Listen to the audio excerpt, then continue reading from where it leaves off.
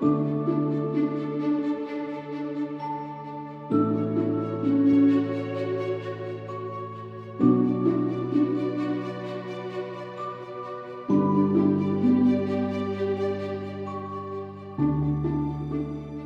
challenges that the current church layout presents, I think just spacing overall. It is really hard to connect with people outside of the sanctuary. It's really hard to see who's coming, who's going, who's a new face. And so we love welcoming new people in. We love getting to know their story and a little bit about them. And the space that we have right now doesn't allow for that. Our layout almost says get out. And so that is the opposite of what we're about. Some challenges that come with the current church layout are the limited space, especially with like the youth room. It can make it difficult to connect and have different activities and events in the church and also the community as a whole. It can make it difficult to reach out and bring more people in when we're so tight and cramped in there. Well, I can remember many vacation Bible schools teaching a group of like 20 kids in a teeny little room where you could barely fit. It was really, really hot and you couldn't really get much air flowing, so we'd have fans going and we were hot and sweaty, and then you'd be running up and down stairs trying to deal with fitting them in for various activities, and it was pretty tough. Just that whole lobby area just doesn't lead itself to being able to mingle with people after a service. And then I noticed the other evening was here, you've got 3, 4, 5, and they're taking up the whole sanctuary. So just the challenges, particularly of that whole foyer area. It's just so small for people after a service or before a service to get together. And we've seen on various, whether it be unfortunately weddings or funerals, you're trying to have reception areas, it's just very cramped and very small. When Sean and I travel, we love to visit other churches, big and small, and you can see how appealing it is when a church has just an inviting lobby, a comfortable place where people can sit and chat, maybe have a cup of coffee and just kind of chat, and somewhere where a new person could be really welcomed and made to feel comfortable. And I could see that lobby will be so nicely used for women's events, for children's events, for men's events, as I say, for social things like Sean said. I think it'll be a wonderful thing to have, and I think we will use it a lot. Yeah. A new building with a medium-sized gathering space would be very helpful for running some of our most valuable programs. Yeah, I think our current layout has challenges for sure.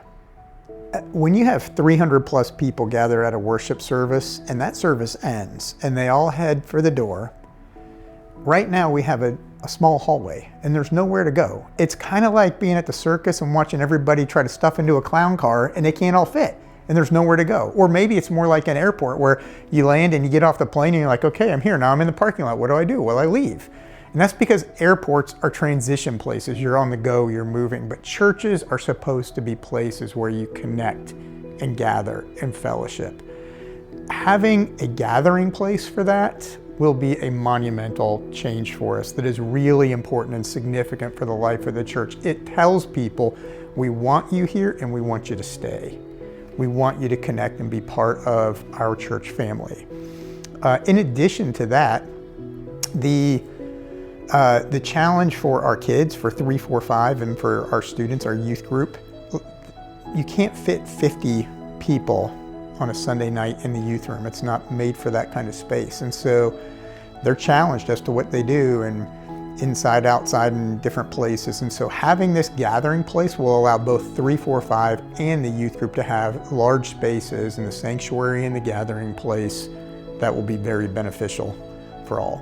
Another opportunity it gives us is to have a wraparound balcony where people in the balcony feel like they're in the worship service and people on the floor can see them.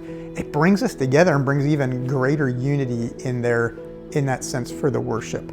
I also think having the AV booth on the ground floor, while most people don't realize that, the AV team going back and forth and up and down stairs, that'll make a big difference for them and really help with our audio-visual teams and our worship ministry overall.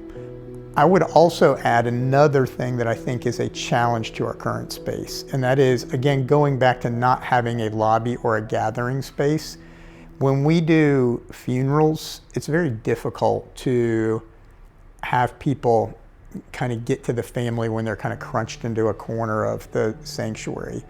To have a reception area like that would be a welcome difference. And it would also greatly benefit us for having weddings at our church. One of the great joys is people's weddings and seeing young kids grow up in the church and then get married. And so I think there will be many opportunities for that in the future. So how do we show our support?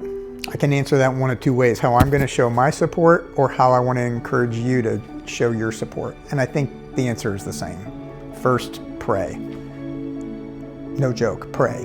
Like, unless God is in this, it is not going to succeed. The Psalms tell us, unless the Lord builds the house, the laborers labor in vain. It might succeed, we might raise money, we might build bricks and sticks, but if God's not in it, then we're not building growing followers of Jesus, and that is our mission, and that is what we have to remain focused on. So pray for that. Pray against the work of the evil one who will want to stir up conflict and strife. Pray that people will give generously. And that is one of the things that we all have to do, is sacrificially give. It will cost all of us something.